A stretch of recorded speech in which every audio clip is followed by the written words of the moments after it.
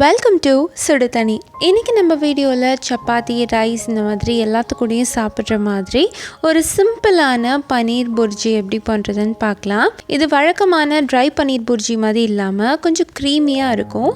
ஒரு கிரேவி ஸ்டைலில் ஒரு செமி கிரேவியாக நம்ம பண்ணலாம். இதோட இன்க்ரீடியன்ஸை நான் டிஸ்கிரிப்ஷன் பாக்ஸில் கொடுக்குறேன். இப்போ வாங்க சேர்ந்து சமைக்கலாம். ஃபர்ஸ்ட் இதுக்கு ஒரு பேனில் ஒரு டேபிள் ஸ்பூன் எண்ணெய் சேர்த்துக்கலாம். நீங்கள் ஆயிலோ பட்டரோ எது வேணாலும் சேர்த்துக்கலாம். இது கூட ஒரு டீஸ்பூன் கடலை மாவு சேர்த்துட்டு நல்லா ரோஸ்ட் பண்ணி எடுத்துக்கலாம். கட்டி இல்லாமல் நல்லா மிக்ஸ் பண்ணிக்கோங்க.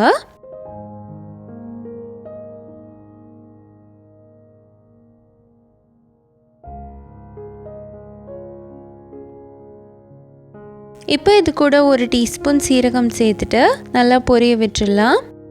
அதோட ஒரு பெரிய வெங்காயம், 1 இன்ச் அளவு இஞ்சி, 4 பல் பூண்டு எல்லாத்தையும் தட்டி சேர்த்துருக்கேன். கூடவே 2 பச்சை மிளகாய் சேர்த்துட்டு நல்லா வதக்கிடலாம்.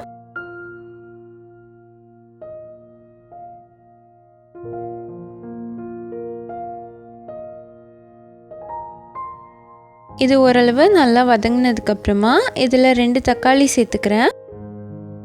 வெங்காயத்தை விட தக்காளி கொஞ்சம் அதிகமாக சேர்த்துக்கோங்க, அது டேஸ்ட் நல்லா கொடுக்கும். சேர்த்துட்டு இது எல்லாத்தையும் நல்லா மிக்ஸ் பண்ணிடலாம். இது ஒரு செமி கிரேவிங்கிறதுனால நம்ம இனிஷியலாகவே கொஞ்சம் தண்ணி சேர்த்துட்டு நல்லா வேக வச்சிடலாம்.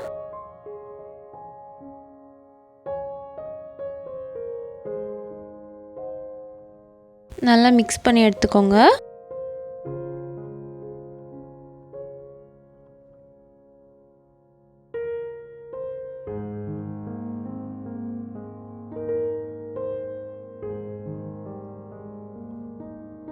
நல்லா ஒரு கொதி வந்ததுக்கப்புறமா இதில் 3/4 டீஸ்பூன் உப்பு, 1/2 டீஸ்பூன் மஞ்சள் தூள், 1 டீஸ்பூன் மிளகாய் தூள், 1/2 டீஸ்பூன் சீரகத்தூள், 1 டீஸ்பூன் மல்லித்தூள் சேர்த்துக்கலாம். அதோட கொஞ்சமாக கசூரி மேத்தி சேர்த்துட்டு நல்லா மிக்ஸ் பண்ணிக்கோங்க. தேவைப்பட்டுச்சுன்னா நீங்கள் இன்னும் கொஞ்சம் தண்ணி கூட சேர்த்துக்கலாம். இது கொஞ்சம் நல்லா வெந்து வரட்டும்.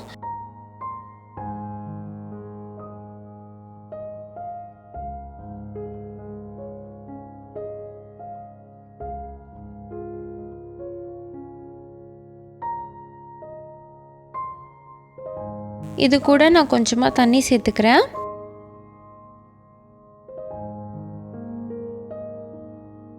இது இன்னும் கொஞ்சம் நேரம் வேகட்டும். இப்போ பார்த்தீங்கன்னா தக்காளி நல்லா சாஃப்டாக வெந்துருச்சு. நல்லா ஒரு தடவை மிக்ஸ் பண்ணிக்கலாம்.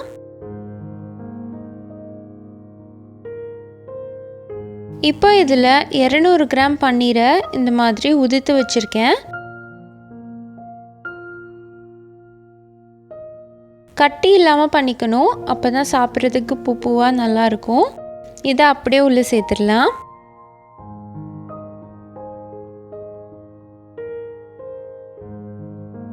சேர்த்துட்டு நல்லா மிக்ஸ் பண்ணிக்கோங்க.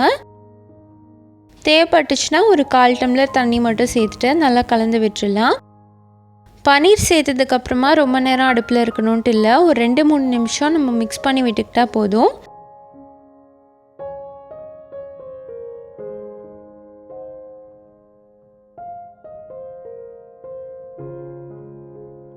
லாஸ்ட்டாக இதில் கொஞ்சமாக கொத்தமல்லி தழை சேர்த்துட்டு நம்ம அடுப்பை ஆஃப் பண்ணிடலாம்.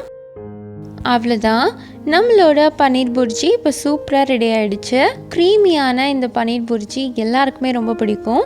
நான் இன்றைக்கி சப்பாத்தியோடு சர்வ் பண்ணேன். செம்ம சூப்பராக இருந்துச்சு. நீங்கள் சப்பாத்தி மட்டும் இல்லை, ஃபுல்கா, நான், ரைஸ்னு எது கூட வேணாலும் வச்சு சாப்பிடலாம். ரொம்பவே ஈஸியான ஒரு சிம்பிளான ரெசிபி.